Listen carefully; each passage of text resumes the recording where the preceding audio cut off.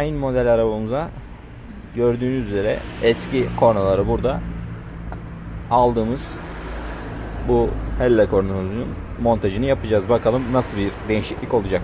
Evet arkadaşlar, kornamızın bağlantısını yaptık. Görüyorsunuz burada.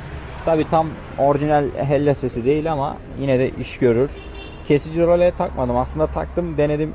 Beğenmedim kesici roleyle. Şimdi kornamızın sesini duyalım.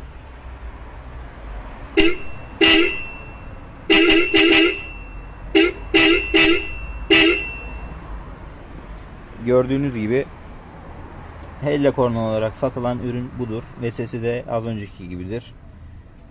Beğenirseniz alın arkadaşlar.